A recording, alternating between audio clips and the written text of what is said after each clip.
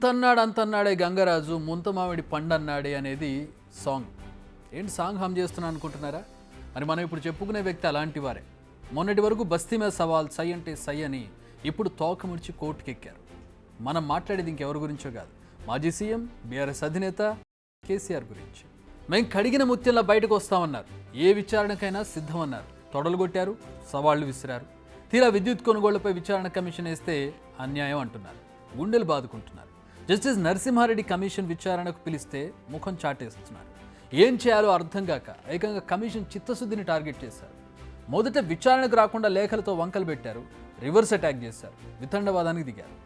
ఇన్ని చేసి ఇప్పుడు ఏకంగా కమిషన్ను రద్దు చేయమని ఏకంగా కోర్టు మెట్లెక్కారు. ఇది మొత్తం చూసిన తర్వాత ఎవరికైనా అర్థమయ్యేదేంటి?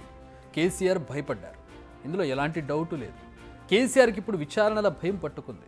ఎస్, కేసీఆర్కు నిజంగానే భయం పట్టుకున్నట్టు కనిపిస్తోంది పరిస్థితి. ఎందుకంటే ఓవైపు చేజారుతున్న ఎమ్మెల్యేలు పార్టీపై పట్టు తగ్గిపోవడం, కాళేశ్వరం అక్రమాలపై విచారణ, విద్యుత్ అక్రమాలపై విచారణ, లిక్కర్ స్కామ్లో తీహారికి అంకితమైన బిడ్డ కవిత, ఎప్పుడు ఎవరు వెన్నుపోటు పొడుస్తాడో తెలియని కుటుంబ సభ్యులు, ట్విట్టర్లో తప్ప ప్రజల్లో కనిపించని కుమారుడు, చుట్టూ సమస్యలే, ఊబిలో కూరుకుపోతున్న ఫీలింగ్.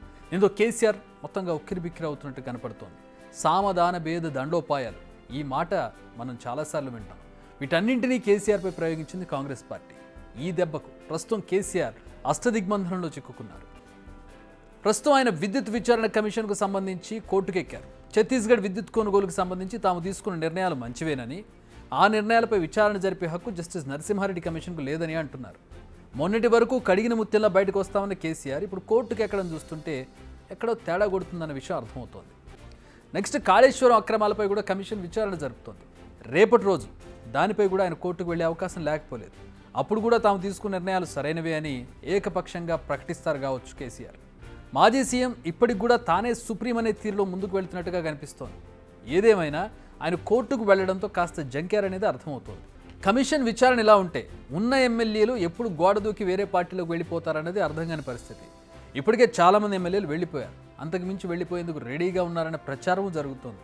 దీంతో అందరినీ ఫామ్ హౌస్కు పిలిచి ఎవ్వరూ పార్టీని వీడొద్దని ప్రాధేయపడే పరిస్థితికి వచ్చారు. ఎందుకంటే ఆయన ఆదేశాలు ఇచ్చే పరిస్థితిలో ప్రస్తుతం లేరు. ఇప్పటికే పార్టీని వీడే వారిని గుర్తించి వారిని ఫోన్లు చేసి కష్టకాలంలో ఎక్కడికి వెళ్ళొద్దని, పార్టీ మళ్ళీ అధికారంలోకి వస్తుందని చెప్పుకుంటున్నారు. నెక్స్ట్ కేసీఆర్ని ఇబ్బంది పెడుతున్న అంశం కవిత. ప్రస్తుతం లిక్కర్ కేసులో అరెస్ట్ అయి తీహార్ జైల్లో ఉన్నారు ఆవిడ. ఆమె బయటకు వచ్చే పరిస్థితి మాత్రం దగ్గరలో కనిపించడం లేదు. ఆమె బెయిల్ పిటిషన్లను వరుసగా తోసిపుచ్చుతోంది కోర్టు. ఈడీ కూడా బలంగా వ్యతిరేకిస్తోంది. సో కవిత ఇప్పట్లో బయటకు వచ్చే అవకాశం అయితే కనిపించడం లేదు.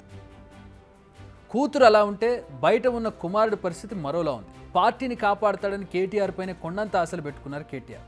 బట్ ఆయన కేవలం ఒకప్పటి ట్విట్టర్కి పరిమితం అయిపోయారు. ఎన్నికల తర్వాత కేటీఆర్ పర్ఫార్మెన్స్ ఎక్స్పెక్ట్ చేసిన లెవెల్లో లేదన్న అంతర్మాత్రం కేసీఆర్లో మొదలైనట్టు తెలుస్తోంది. ఇంటా బయట రాజకీయంగా, ఆర్థికంగా ఇలా అన్ని విషయాల్లో కేసీఆర్కు దెబ్బే.